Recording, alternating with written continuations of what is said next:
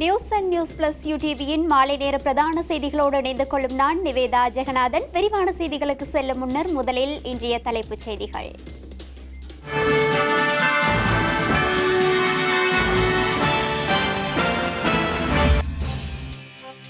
நீண்ட நாட்களின் பின்னர் பாடசாலைகள் திறக்கப்பட்டன. பாடசாலைகள் ஆரம்பிப்பதால் சன நெரிசல் அதிகரிக்கும், அவதானமாக நடந்து கொள்ள ஆலோசனை.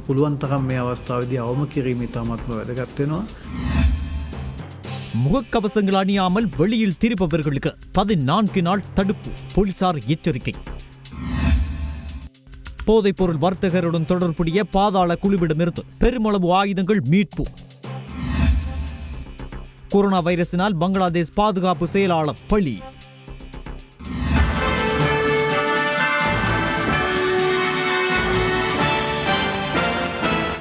இனி விரிவான செய்திகள். கொரோனா வைரஸ் தொற்று காரணமாக மூடப்பட்டிருந்த பாடசாலைகள் இன்று முதல் மீண்டும் திறக்கப்பட்டுள்ளன. இதனிடையே சுகாதார வழிகாட்டல்களின் அடிப்படையில் கல்வி செயற்பாடுகளை ஆரம்பிப்பதற்கு தேவையான நடவடிக்கைகள் அடுத்த வாரத்திற்குள் முன்னெடுக்கப்பட உள்ளன. இலங்கையில் கோவிட்-19 அச்சுறுத்தல் தலை தூக்கிய நிலையில் கடந்த மார்ச் மாதம் 12ஆம் தேதி பாடசாலைகளை மூடுவதற்கு கல்வி அமைச்சு தீர்மானித்திருந்தது. சுமார் 100 நாட்களுக்கு மேலாக மூடப்பட்டிருந்த பாடசாலைகளை 4 கட்டங்களாக திறப்பதற்கு கல்வி அமைச்சு தீர்மானித்திருந்தது. இதன் முதற்கட்டமாக அதிபர்கள், ஆசிரியர்கள், நிர்வாக குழு உறுப்பினர்களுக்கு மாத்திரமே இன்றைய தினம் பாடசாலைகள் திறக்கப்பட்டதாக கல்வி அமைச்சின் செயலாளர் தெரிவித்துள்ளார். கல்வி நடவடிக்கைகள் ஆரம்பமாவதற்கு முன்னர் குறித்த சுகாதார வழிகாட்டல்கள் உரிய வகையில் முன்னெடுக்கப்பட்டுள்ளதா என்பது தொடர்பில் கண்காணிக்கப்படும் எனவும் கல்வி அமைச்சின் செயலாளர் தெரிவித்துள்ளார். பாடசாலைகளை மீண்டும் ஆரம்பிக்கும் 2ஆம் கட்டம் எதிர்வரும் 6ஆம் தேதி இடம்பெறவுள்ளது. தரம் 5, 11, 13 ஆகிய வகுப்பு மாணவர்கள் 2ஆம் கட்டத்தில் பாடசாலைகளுக்கு அனுமதிக்கப்படுவார்கள். தரம் 10, 12 மாணவர்கள் 3ஆம் கட்டத்தின் கீழ் ஜூலை மாதம் 20ஆம் தேதி பாடசாலைகளுக்கு செல்வதற்கு அனுமதி வழங்கப்பட்டுள்ளது. 4ஆம் கட்டத்தின் கீழ் தரம் 3, 4, 6, 7, 8, 9ஆம் வகுப்புகளை சேர்ந்த மாணவர்களுக்கான கற்றல் நடவடிக்கைகள் ஆரம்பமாக உள்ளன. முதல் கட்டத்தின் கீழ் அதிபர்கள், துணை அதிபர்கள், ஆசிரியர்கள், கல்விசாரா மற்றும் பள்ளி நிர்வாக ஊழியர்கள் தங்கள் பாடசாலைகளில் சிறப்பு நடவடிக்கைகளை எவ்வாறு செயற்படுத்துகின்றார்கள் என்பதை அறிய கொழும்பு மாவட்டத்தை சுற்றியுள்ள பல பாடசாலைகளுக்கு இன்று கல்வி அமைச்சர் மேற்பார்வைக்காக சென்றிருந்தார். மாலபே சிறுவர் கல்லூரி, பனிப்பிட்டிய தர்மபால வித்தியாலயம், நுகேகொட அனுலா வித்தியாலயம், நுகேகொட தமிழ் மகா வித்தியாலயம் ஆகிய பாடசாலைகளுக்கு கல்வி அமைச்சர் இன்று சென்றிருந்தார். எதிர்காலத்தில் மாணவர்களுக்கு சுகாதாரமான நடைமுறைகளை எவ்வாறு கடைபிடிப்பது, நோய்களிலிருந்து தங்களை எவ்வாறு பாதுகாத்துக் கொள்வது, குழந்தைகளின் பாடப்புத்தகங்களில் சுகாதார பாதுகாப்பு எவ்வாறு சேர்க்கப்பட வேண்டும் என்பது குறித்தும், மேலும் எவ்வாறு ஆழமாக கல்வி கற்பிக்க வேண்டும் எனவும் அமைச்சர் இதன்போது ஆசிரியர்களுக்கு தெளிவுபடுத்தினார். இது தொடர்பாக உள்ளூர் சுகாதார அதிகாரிகள் மற்றும் பாதுகாப்பு படையினரின் ஆதரவோடு சுகாதார அதிகாரிகளின் அறிவுறுத்தலின் பேரில் கல்வி அமைச்சகம் சுகாதார அதிகாரிகளை உருவாக்க வேண்டும் எனவும் பாடசாலை தலைவர்களுக்கு ஏற்கனவே வழங்கப்பட்ட வழிகாட்டுதல்கள் மற்றும் வழிமுறைகளை பின்பற்றுமாறும் கல்வி அமைச்சகம் அனைத்து அதிபர்களுக்கும் அறிவுறுத்தியுள்ளது. இந்நிலையில் கிண்ணியா வலய பாடசாலைகள் அனைத்தும் சுகாதார நடைமுறைகளுக்கு ஏற்ப இன்று ஆரம்பிக்கப்பட்டது. கிண்ணியா ரிஃபிஜாயா மகளிர் மகா வித்தியாலய பாடசாலை ஆசிரியர்கள் சமூகம் அளித்து கடமைகளை செய்வதை அவதானிக்க முடிந்தது. பாடசாலைக்கு சமூகம் அளித்த ஆசிரியர்களினால் பாடசாலை வரவிடாப்பில் ஒப்புமிடப்பட்டு ஆசிரியர்களுக்கான ஆலோசனை கூட்டமும் பாடசாலை அதிபர் எம் முசமில் அவர்களினால் நடத்தப்பட்டது. மட்டக்களப்பு மாவட்டத்தில் கோவிட்-19 தொற்று நோய் காரணமாக மூடப்பட்டிருந்த அனைத்து பாடசாலைகளும் இன்று திறக்கப்பட்டன. முதல் கட்டத்தின் கீழ் அதிபர், ஆசிரியர்கள் மற்றும் கல்விசாரா ஊழியர்களும் இன்று பாடசாலைக்கு சமூகம் அளித்திருந்தனர். அம்பாறை மாவட்டத்தில் கல்முனை, சமாந்துறை, அக்கரைப்பற்று, பொத்துவில், திருக்கோவில் உள்ளிட்ட கல்வி வலயங்களில் பாடசாலை சமூகம் சிரமதானங்களை முன்னெடுத்து தயாராகி வருகின்றமையை அவதானிக்க முடிந்தது.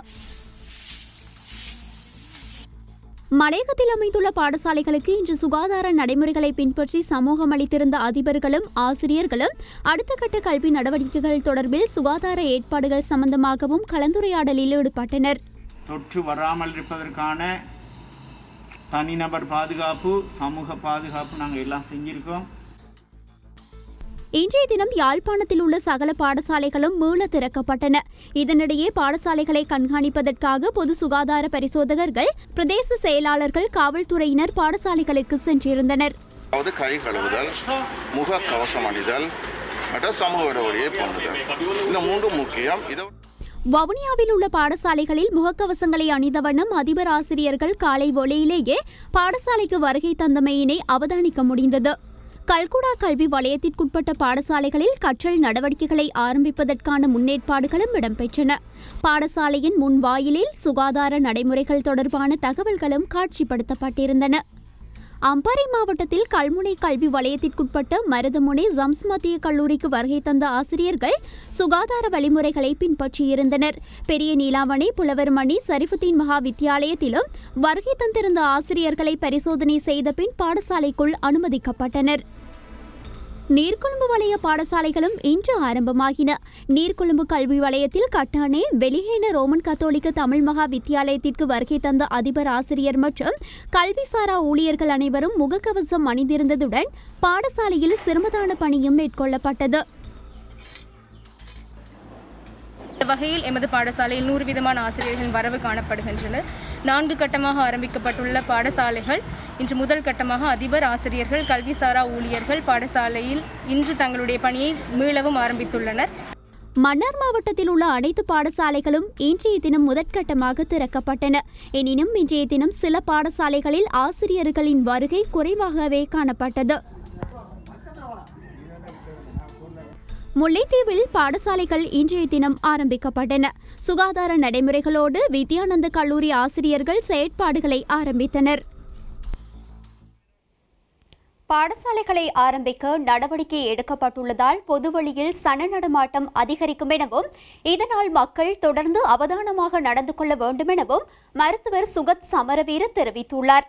முதற்கட்டமாக இன்று பாடசாலை பணிகள் ஆரம்பிக்கப்பட்டுள்ள நிலையில் மாணவர்கள் பெற்றோர் நடந்து கொள்ள வேண்டிய விதம் குறித்து விளக்கமளிக்கும் போது மருத்துவர் சுகத் சமரவீர இதனை தெரிவித்தார்.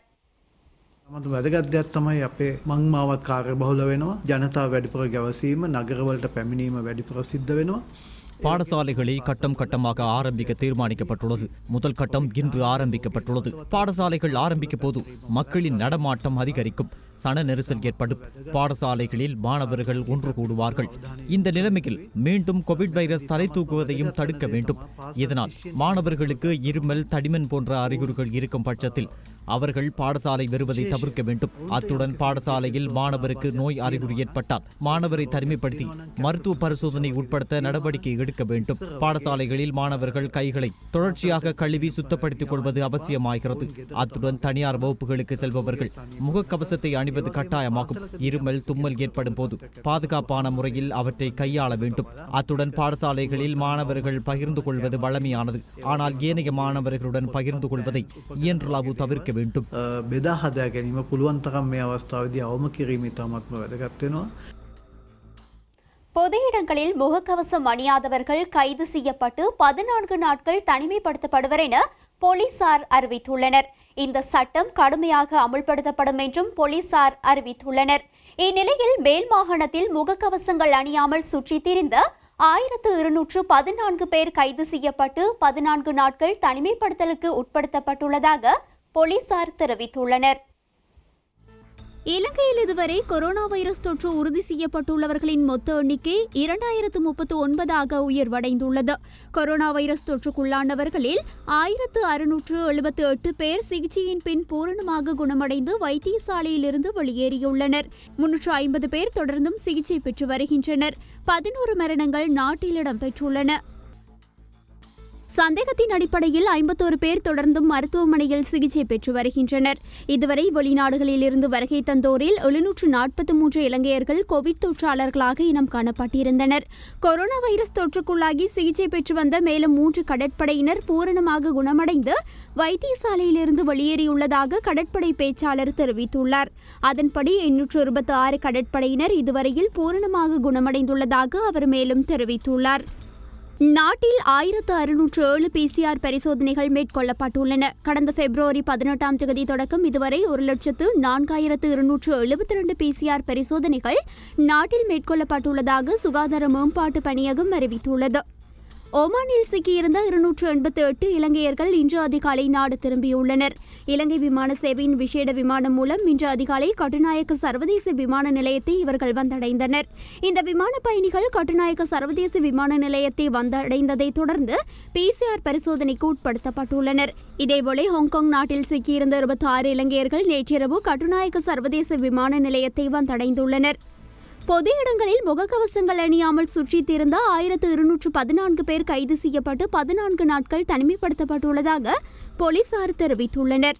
அத்துடன் வெளிநாடுகளிலிருந்து வந்து கொஸ்கொட பிரதேசத்தில் சுற்றுலா விடுதியொன்றில் இராணுவத்தினரின் கண்காணிப்பில் தனிமைப்படுத்தப்பட்டிருந்த 5 பேருக்கு கொரோனா தொற்று இருப்பது உறுதி செய்யப்பட்டுள்ளது. குறித்த விடுதியில் 225 பேர் தனிமைப்படுத்தப்பட்டிருந்த நிலையில் நேற்று 5 கொரோனா தொற்று இருப்பது உறுதி செய்யப்பட்டுள்ளது. இதேவேளை தொற்று இருப்பதாக உறுதி செய்யப்பட்டவர்கள் நேற்று மாலை கொழும்பு IDH வைத்தியசாலைக்கு அழைத்துச் செல்லப்பட்டனர். சிறை வைக்கப்பட்டுள்ள பிரபல போதைப்பொருள் வர்த்தகருடன் தொடர்புடைய பாதாள உலக குழுவிடமிருந்து ஆயுதங்கள் கைப்பற்றப்பட்டுள்ளன. பாதாள உலக குழுவினரிடமிருந்து கைப்பற்றப்பட்ட அதிகூடிய ஆயுதங்கள் இவை என விசேட அதிரடி படையினர் தெரிவித்துள்ளனர். சிறை வைக்கப்பட்டுள்ள போதைப்பொருள் வர்த்தகரான ககன என்று அழைக்கப்படும் நபருக்கு சொந்தமானது என கூறப்படும் ஆயுதங்கள் குறித்து விசேட அதிரடி படையினருக்கு தகவல் கிடைத்துள்ளது. இதனை அடுத்து ஹோமாகம பிட்டிப்பன பிரதேசத்தில் இன்று காலை விசேட அதிரடி படையினர் விசேட சோதனை ஒன்றை மேற்கொண்டனர். இதன்போது குறித்த போதைப்பொருள் வர்த்தகருடன் தொடர்புடையதாக கூறப்படும் பாதாள உலக குழுவிடமிருந்து .56 ரக 12 துப்பாக்கிகள் மீட்கப்பட்டுள்ளன. இந்த ஆயுதங்களுடன் ககன என்ற நபரின் சகா என்று கருதப்படும் ஒருவர் சந்தேகத்தின் பேரில் கைது செய்யப்பட்டுள்ளார். பாதாள உலக குழு ஒன்றிடமிருந்து கைப்பற்றப்பட்ட அதிக ஆயுதங்கள் இவை என விசேட அதிரடி படையினர் தெரிவித்துள்ளனர். இது குறித்த மேலதிக விசாரணைகளை விசேட அதிரடி படையினர் மேற்கொண்டு வருகின்றனர்.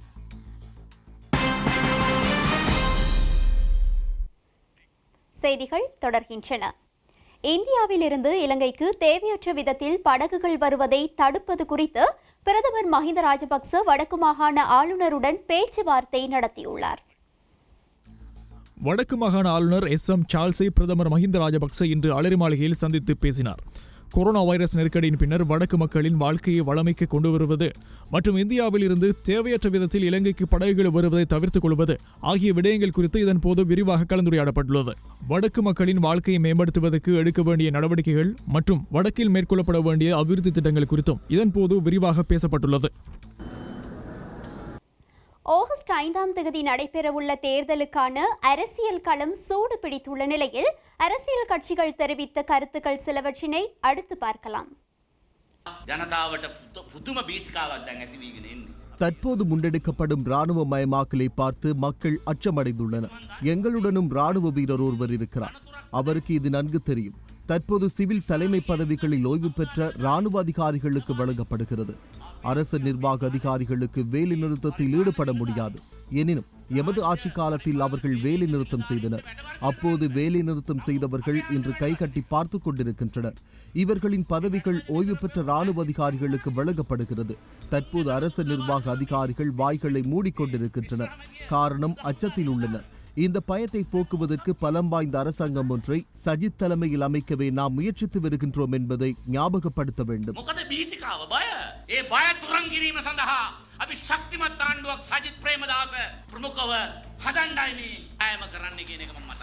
இனவாதங்களை பரப்புவதனூடாக வாக்குகளை பெறலாம் என்ற ஒரு கருத்து அண்மை காலமாக நமது நாட்டிலே நடந்து வருகின்றது. இனவாத சிந்தனையை வளர்ப்பதனூடாக ஒரு இனத்தின் அழிவை அல்லது ஒரு இனத்தின் வேதனையை இன்னொரு இனத்துக்கு சொல்லி அதனூடாக வாக்கு சேகரிக்கலாம் என்று கடந்த கால செயல்பாடுகளை நாங்கள் பார்க்கிறோம். ஆனால் இன்று அந்த கருணா அவரோடு சார்ந்த அணியினர் தமிழ் மக்களிடத்திலே ஒரு பேச்சையும் அவரை சார்ந்த அந்த அரசாங்க தரப்பினர் சிங்கள மக்கள் மத்தியிலே இன்னொரு பேச்சையும் பேசுகின்றதை நாங்கள் பார்க்கிறோம். எனவே இந்த நாட்டிலே தமிழ் சிங்கள முஸ்லிம் மக்கள் ஒற்றுமையாக வாழ வேண்டும் என்ற உணர்வோடு உள்ளவர்கள் ஒருபோதும் அவ்வாறு ஒவ்வொரு இனத்துக்கு ஒவ்வொரு வகையாக பேச மாட்டார்கள். ஒவ்வொரு மொழியிலே ஒவ்வொரு வகையாக பேச மாட்டார்கள். பெரும்பான்மையின மக்களும் சிறுபான்மையின மக்களும் யதார்த்தத்தை புரிந்து இந்த நாட்டிலே எல்லோரும் ஏற்றுக்கொள்ளக்கூடிய எல்லோரும் ஒற்றுமையாக வாழக்கூடிய ஜனநாயகம் மிளிரக்கூடிய ஒரு நல்லதொரு ஆட்சிக்காக நல்லதொரு பாராளுமன்ற ஆட்சிக்காக ஒற்றுமையாக வாக்களிக்க வேண்டும். மக்கள் குறித்து இந்த அரசாங்கம் பேசுவதில்லை. 2015ஆம் ஆண்டு அரசாங்கத்தை பொறுப்பேற்ற பின்னர் நாம் 2 விடயங்களை செய்தோம். ஒன்று, பொருட்கள் விலைகளை குறைத்தோம். 2வது, சம்பளத்தை அதிகரித்தோம். மக்கள் வாழ்வதற்கான வழியை ஏற்படுத்தினோம். பெட்ரோல் விலையை குறைத்தோம். டீசல், மண்ணெண்ணெய், எரிபொருள் ஆகியவற்றின் விலைகளை குறித்தும், மறுபுறம் 15 லட்சம் அரசு ஊழியர்களின் சம்பளத்தை அதிகரித்தோம். அப்படி நாம் செய்தபோது இந்த அரசாங்கம் தலைகீழாக வேலை செய்கிறது. கொரோனா காலத்தில் மின் கட்டணம் அறவிடப்படாது என்று அரசாங்கம் கூறியது. தற்போது அது அதிகமாக வருகிறது. இப்படித்தான் மக்களை இவர்கள் பார்த்து கொள்கிறார்கள். மக்கள் நலன்சார் அரசாங்கம் இதுதான். எனவே தேர்தல் நாடகத்தில் ஈடுபட வேண்டாம் என்று கேட்டுக்கொள்கிறோம். பொருளாதாரத்தை மேம்படுத்தும் அறிவோ திட்டமோ இவர்களிடம் இல்லை. இதன் பிரதிபலன்களை மக்கள் எதிர்கொள்ள நேரிடும் என்பதையும் கூறிக்கொள்கிறோம். MCC விவகாரம் குறித்து ஒற்றை வார்த்தையில் கூற தேவையில்லை. விரிவாக பேசுவோம். ஆணைக்குழுவின் அறிக்கையை வாசித்த பின்னர் இது குறித்து பேசுவோம். இதில் மறைப்பதற்கு எதுவும் இல்லை.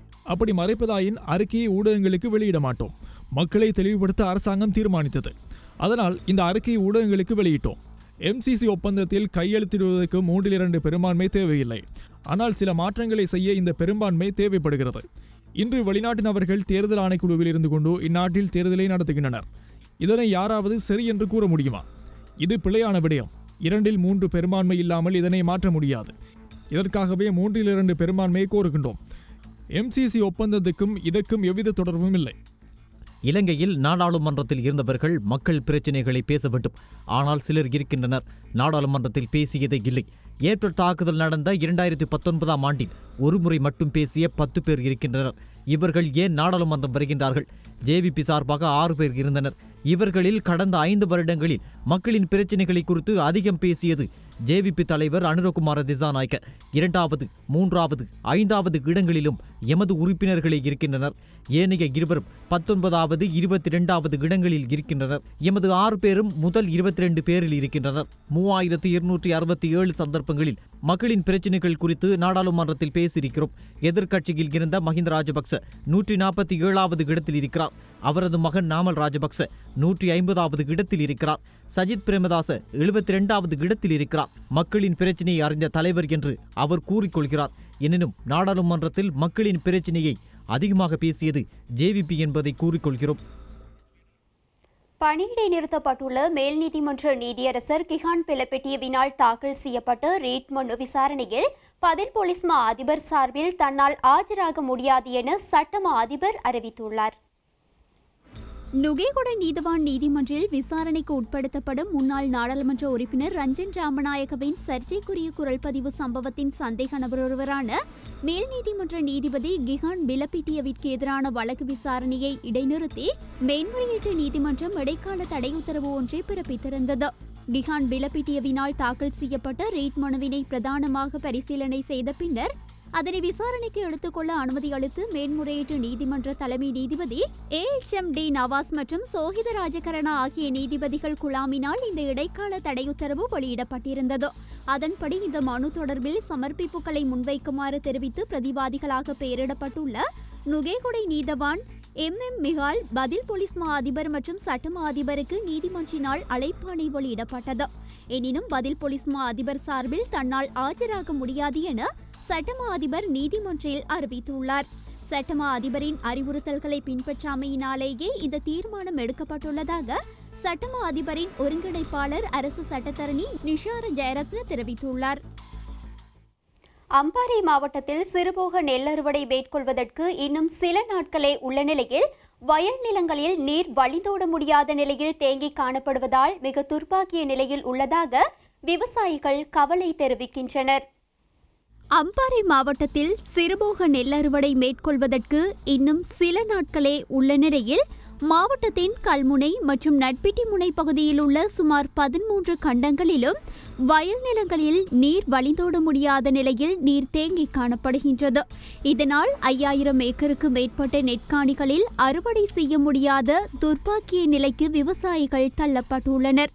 கல்முனை கண்டம், நட்பிட்டிமுனை கீழ் மேல்கண்டம், ஏத்தாலை நீர்கண்டக்கரை, பண்டித்தீவு, சேவகப்பற்று மற்றும் மண்டூர் எல்லை போன்ற கண்டங்களில் உள்ள வயல்காணிகளே இவ்வாறு நீர் தேங்கி நின்று அதிகளவில் பாதிக்கப்பட்டுள்ளன.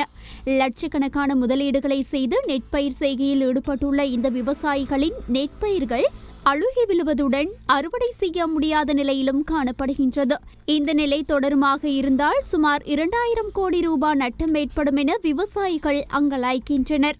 மட்டக்களப்பு மாவட்டத்தின் முகத்துவாரத்தை வெட்டி நீரை ஓடவிடுவதன் ஊடாக இந்த பிரச்சினைக்கான தீர்வை பெற்றுத்தர முடியும் என தெரிவிக்கும் பாதிக்கப்பட்டுள்ள விவசாயிகள் இந்த பிரச்சினை தொடர்பாக அதிகாரிகளுக்கு பலமுறை தெரிவித்தும் இதுவரை தீர்வுகள் எதுவும் கிடைக்கவில்லை என்றும் தெரிவிக்கின்றனர். கதிர்கள் அழுகின நிலையில் எங்களுக்கு இருக்கு. இந்த கதிரை எப்படி நாங்கள் இதை வெட்டி அள்ளி எடுக்கிற நிலையில் நாங்கள் எடுத்து தத்தளிச்சு கொண்டு இருக்கிறோம். உதவி செய்தாங்கன்னு சொன்னால் எங்களுக்கு இது மிகவும் நன்றியாக எந்த அரசியல்வாதிகள் சரிதான் எவையும் நான் முன்னின்று இதெல்லாம் செய்து தர சொல்லி தாழ்மையாக கேட்டுக்கொள்கிறோம். இதுகள் ஃபுல்லாக பாதிக்கப்பட்டு அறுவடை செய்கிற காலம் இதை நாங்கள் விட்டால் எங்களுக்கு எந்த கதியும் இல்லை. இது இன்னொரு 10 நாள் தான் எங்களுக்கு டைம் இருக்குது அறுவடை செய்கிறதுக்கு. தண்ணி முள்ளாக தாண்டு போய் கிடக்கு. அதனோட எங்களுக்கு இந்த மட்டக்களப்பு முகத்துவாரத்தை வெட்டி தர மாதிரி கேட்டுக்கொள்ளும். அதோட அங்கே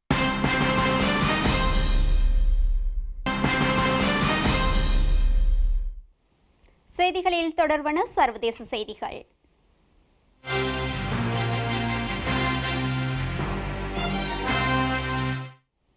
உலகளவில் கொரோனா வைரஸ் தொற்றியோர் எண்ணிக்கை 1 கோடியையும் தாண்டியுள்ளது.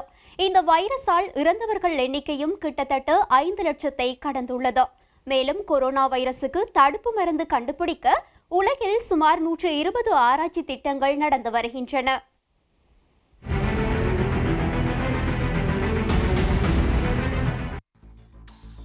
உலகையே உலுக்கியுள்ள கொரோனா தொற்று காரணமாக உயிரிழந்தவர்களின் எண்ணிக்கை 5 லட்சத்தை கடந்துள்ளதுடன் பாதிக்கப்பட்டோரின் எண்ணிக்கையும் 1 கோடியை கடந்துள்ளது.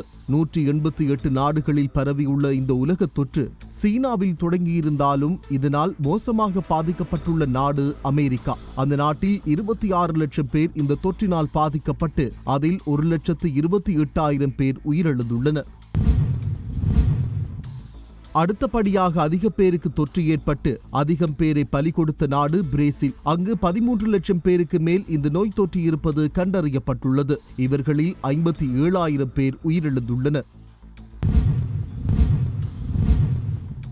தொற்று எண்ணிக்கை கண்டறியப்பட்டதன் அடிப்படையில் 4வது இடத்தில் உள்ள இந்தியாவில் 5.28 லட்சம் பேர் தொற்றுக்கு ஆளாகியுள்ளனர். 16,000 பேர் உயிரிழந்துள்ளனர். இந்தியாவில் ஒரே நாளில் புதிய உச்சமாக 20,000 பேருக்கு கொரோனா தொற்று இருப்பது உறுதி செய்யப்பட்டுள்ளது. இந்தியாவில் மொத்த பாதிப்பு 5 லட்சத்தை தாண்டியுள்ளது. பலி எண்ணிக்கை 16,000 கடந்தது. பங்களாதேஷின் பாதுகாப்புத்துறை செயலாளர் அப்துல்லா அல் மோசின் சவுத்ரி கொரோனா வைரஸ் தொற்றால் பாதிக்கப்பட்டு டாக்காவில் உள்ள மருத்துவமனையில் சிகிச்சை பெற்று வந்தார். இந்த நிலையில் சிகிச்சை பலனின்றி உயிரிழந்துள்ளதாக தெரிவிக்கப்படுகிறது. முன்னதாக டாக்காவில் உள்ள ராணுவ மருத்துவமனையில் கொரோனா சிகிச்சைக்காக கடந்த 29ஆம் தேதி அனுமதிக்கப்பட்டுள்ளார். இந்த நிலையில் இன்று காலை உயிரிழந்துள்ளார். பங்களாதேஷிலும் கொரோனா வைரஸ் தாக்கம் அதிகமாக உள்ளது. அங்கு 1,41,000க்கும் அதிகமானோர் கொரோனாவால் பாதிக்கப்பட்டுள்ள நிலையில் 1,783 பேர் உயிரிழந்துள்ளனர்.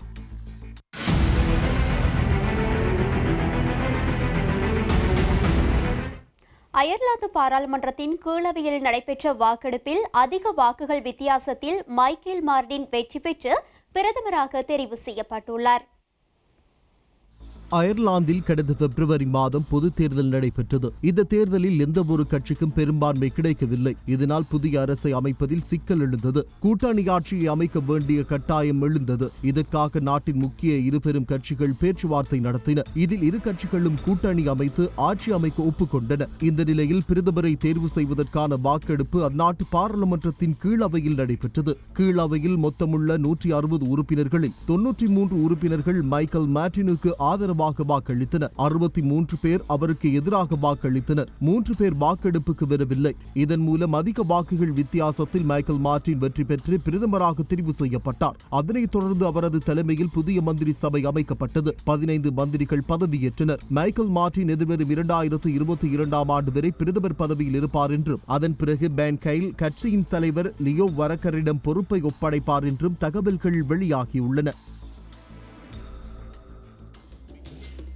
இத்துடன் நமது மாலை நேர பிரதான செய்தி அறிக்கை நிறைவு பெறுகின்றது. தொடர்ந்தும் யூடிவியின் நிகழ்ச்சிகளோடு இணைந்திருங்கள்.